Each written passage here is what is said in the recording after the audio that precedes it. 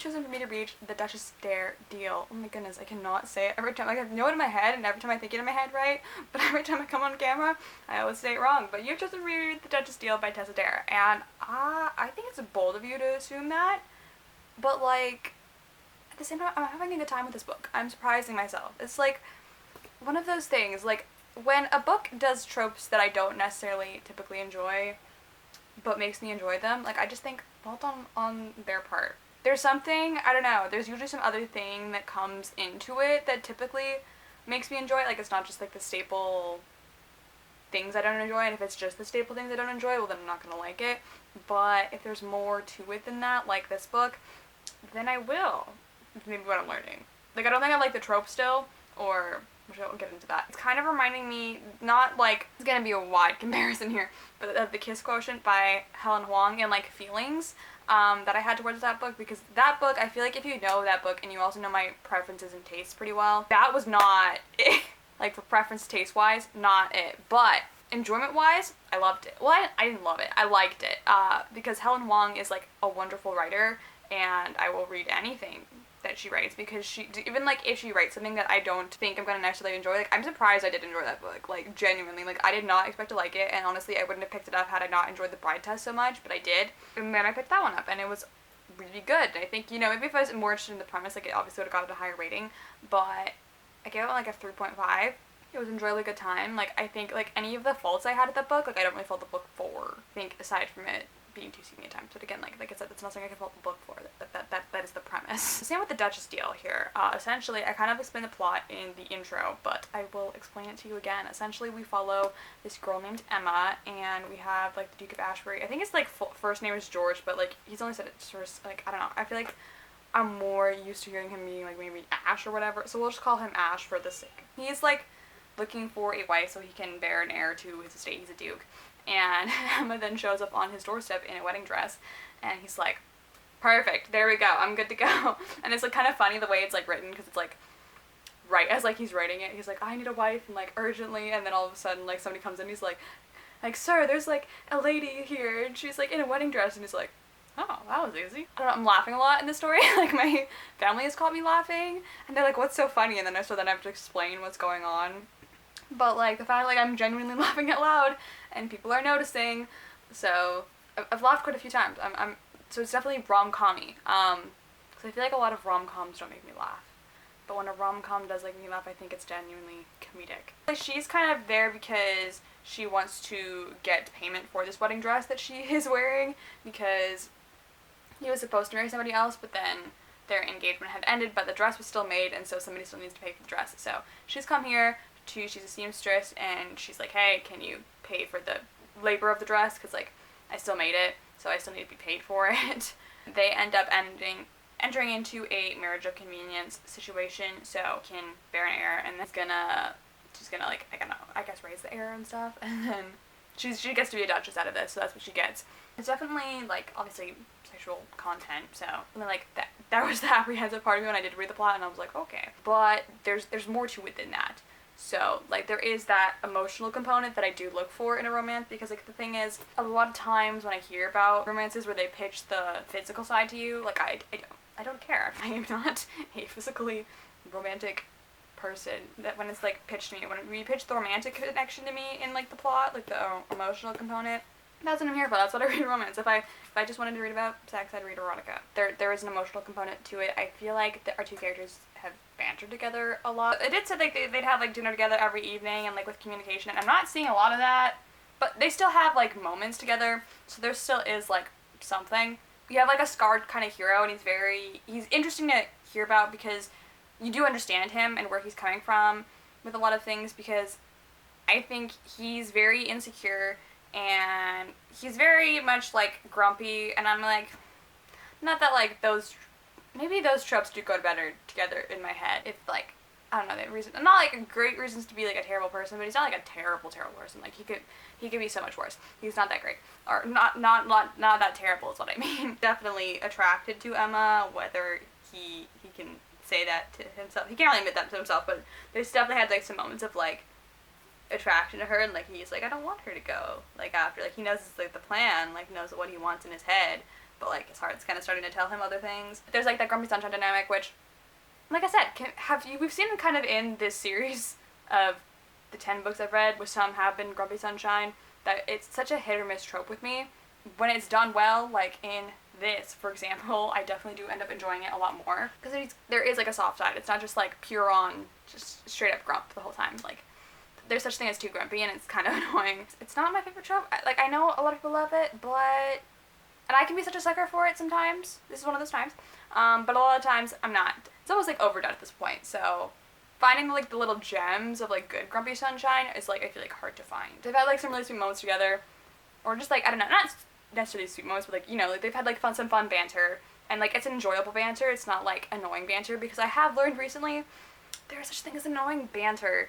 Not all banter is good banter, but when you have some good banter, great. This is some good banter. There's other examples of not good banter, but this is some good banter. Like, Emma as a heroine, she's fun to follow. She's great. I feel like, yeah, Ash Carter is like a little bit more interesting, because it's a bit more, I don't know, depth to him, obviously, I think, than our heroine, but like, she's great. She's kind of those characters that comes in likable, whereas like he doesn't as much so. I think he definitely makes him a bit more interesting. Yeah, he's scarred. I think he has a cane, which I think is cool. I don't think I've read a romance that has a scarred, like a super scarred hero like this in specific. Just I'd like to see more, honestly. I'd be down for more scarred heroes. Not to, like, I have read some scarred heroes. Like there's some like that are coming to mind. But not in the sense of like insecurely, I don't know, like to this extent. Like, he's pretty ashamed of his scars, since why they have, like, when he's trying to like impregnate her, like it's very much like lights off. Like, he doesn't want to be seen because he's very insecure about his scars and how he views himself. He kind of views himself as a beast. So it kind of gives off, I guess, like Beauty and the Beast vibes, and that, like, you know, monster kind of, if that makes sense. Like, not like, you know, like, how can everyone kind of like love me, which is kind of like the beauty of Beauty and the Beast. Like, when we talk about, like, I know obviously Beauty and the Beast has like all those problems, but like, you know, the beauty of the Beauty and the Beast story was where like she loves him despite or because of his flaws. He's kind of used to people like looking at him as kind of like a monster because he's so scarred from like the war, and it's kind of left a lot of him, you know, like his face especially. Like, he's like, that's like all, like, everyone kind of sees that, but like, you know, the other scars in his body, like, he doesn't really want people to see. I'm having a good time, and I'm hopefully going to finish this today. We will try. I have to obviously get into Eating Brook as well, so I want to try to read those more better than I did with the last two books in this, or I'm trying to like read them both side by side at the same time. But I'm excited to be almost done this vlog, because I've been working this vlog for like 2 months, so I'm excited to just like finish it off. And yeah, I'm excited to finish this book. We got to like a really interesting part, so I might like listen a little bit more. I'm listening to the audiobook of this one, so we kind of had a touching moment where, yeah, she really likes him, which I like.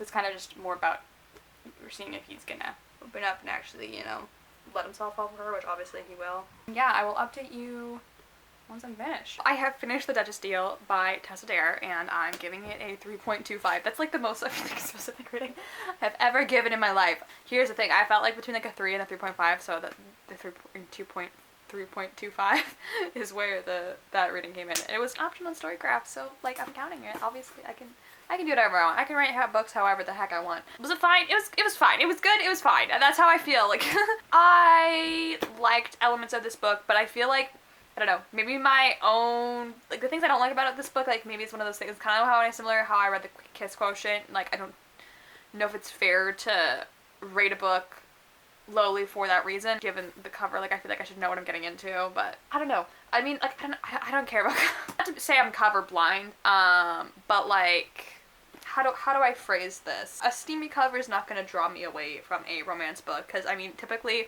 even if the cover looks like this, I'm gonna like read it for the romance. I'm not reading it for any other reason. So I guess we'll end on a high note, and I will talk about what I didn't like first, or what didn't work for me first, which I don't think should be surprising by any means. The steamy scenes didn't work for me. This isn't usually a conversation I feel like I have. I don't feel like, I don't know, I don't talk about steamy scenes or like the smut in books or whatever. Like, I don't care too much to talk about. I don't talk about it because I don't really care. Like, it's not something that's like, for the most part, aside from, I guess, here, is where I would rate a book higher or lower. It's not that, like, or how they were written or anything like that, because this was too much. And by that, I mean there was too many sex scenes in this book. Here's the thing, I think with maybe The Kiss Quotient just did this better.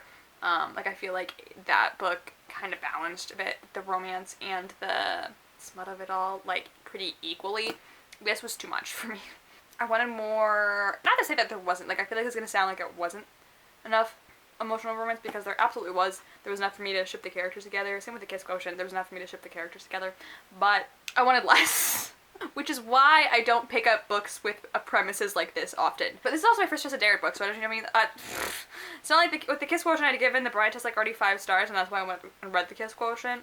This I've just heard recommended endlessly, and honestly, I'd heard what it was about, but clearly I did not hear what it's about. Like, I didn't really listen to, I guess, enough of what it was about to realize there was a lot of, I think I should have read the back of the book, honestly. I go into books blindly for the most part. I hear it recommended. If there's something that's like very much convincing me even more so to read a book, then like if it's like, oh, it's a Friends to Lovers book, then like obviously I have like almost any Friends book saying it's Friends to Lovers to my TBR.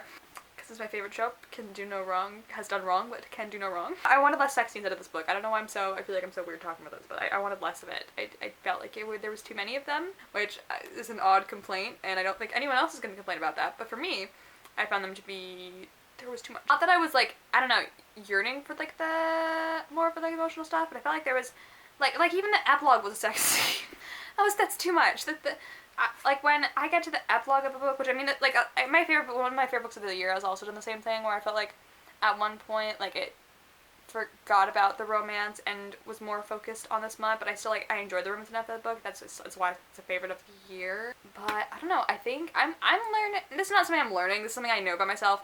But I think as I grow into adult romance, I'm kind of learning, I guess, how much I'm willing to put up with. I don't know how to phrase this. I think someone's gonna be like, well, why are you reading this? If you didn't want that, why are you like reading books with smut in them? And to answer your question, just for the romance, I don't pick up books like other people. I feel like there's a lot of, it's very common nowadays to be like, oh, it's very spicy, and like that's not why I pick up a book. If you're telling me it's very angsty and oh my goodness, the emotion, like that, it's always the emotional connection why I pick up a romance book, because I'm very much like that in my own life. I'm an emotional romance person first, or maybe it needed to come later. And I think that probably has to do with the plot of this book, given that like the plot is definitely partly like they're trying to make a child, so the sex comes into play fairly early on in the story. Not as early on as I expected it to, but early on in the story. I think just around the 25% mark. And then, you know, it changes. But there was so much of it. There was so many times I was like, oh great, it's another one of these scenes. I found myself,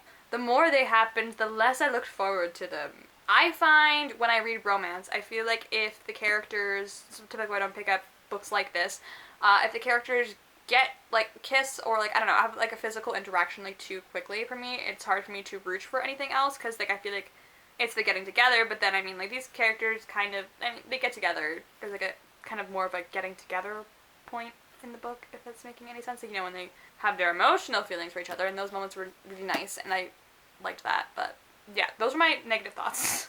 I hope I somewhat conveyed that the way I wanted. I don't know if it's coming out correctly. The romance aspect was good, which is impressive. I don't know if it was something I'm finding. I do end up enjoying the romances in books that tend to lean to a more smuttier kind of direction. I usually end up enjoying the romances more.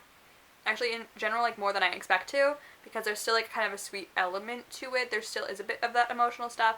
I think I still wanted a bit more. I feel like with romances like this, I'm always going to want more emotional connection that I'm not going to get, and that's hence, like I said, why I don't pick books up like this often. I feel like the moments we did have was really sweet. I really liked the romance between the two characters. I feel like they really complemented one another well, and they were willing to listen to each other and like their needs, and you know, they had like a lot of sweet moments, and I just really like their connection. It was cute. I feel like if you are like me and you are an emotional romance person, maybe don't pick this up. I think there's a romance to be enjoyed here, but I feel like, again, like I said, if you're like me, there's probably more better books out there that are gonna do what you want. That being said, though, I will be picking up the governess game, because we got kind of introduced to the couple in it in this book, and I was like, is that what the second book is about? And like I had to go look, and sure enough, that is who the second book is about. So I'm pretty excited about them. I definitely see myself liking that book more than the Duchess Deal, and I want to give Tessa Dare another shot. Given I did enjoy this overall, like I would say I had a good time with it. I'm definitely open to picking more Tessa Dare in the future, and you know, still getting into historical, there's still stuff I want to know what I like and what I don't like, and I don't feel like with historical romance that's something I'm super great. Because I feel like I've read some historical romances, but I read a lot of like American country historical romances, but they were all from the same author. So I know what I like kind of there, and I know I liked Bridgerton, and I know I love Desire and Decorum. Desire and Decorum being my favorite historical romance of all time, probably. I want to pick up more historicals. I want to find more things I'm willing to like and see, you know, I do think this is a genre I do enjoy, given I liked Bridgerton and like stuff like that, but I think I also know I need books with less smut. So you're probably wondering, was The Duchess Deal, in fact, better than Edinburgh? And congratulations, you have chosen the right video! So yeah, if you want to go back and check out my Edinburgh vlog, you can. That means we are officially at the end of the video, and you've chosen correctly. So if you've gotten this far, let me know how many of these you got right. If you're one of my friends, you should text me and tell me how well you did, because I'm curious. So sometimes you can see, I feel like especially with this round in general, just because I pitch a book a certain way doesn't mean that's the book I'm gonna like more, because I feel like, especially the people who know me very, very well are gonna be like, how is this the better one, Emily? Please explain. I feel like I did explain. So yeah, you can go back and see what didn't work with Edinburgh for me, but I had a fun time doing this vlog, but I've been working on it for like 2 months now, and I'm about ready to be done with it, so I'm excited to move on in the world, start new vlogs, do new things, but thank you guys so much for watching this video. If you liked it, give it a big fat thumbs up and subscribe if you want to see more of this lovely face, and I'll try to do another one of these again. I think I had a fun time doing it, so I would be up to doing it again. It took a lot out of me, but would love to do it again. It was a fun time overall. I found some new favorites, found some new hatreds. What was the lowest I gave a book? I think it was All Roads Lead Here. I think that was the lowest one, so I think, and that was also my highest rating, so I don't know how that happened. The first one was my highest rated book and my lowest rated book of the vlog. I'd say A Deal with the Devil was my favorite, and All Roads Lead Here was my least favorite. I'm trying to remember all the books, and I'm pretty sure that's how it was. I feel like most of it was like 3 stars, but there was 4 stars, and there was a 5 star. So I think any vlog with 5 stars is a success. Thank you guys so much for watching this video, and I will see you guys next time. Goodbye!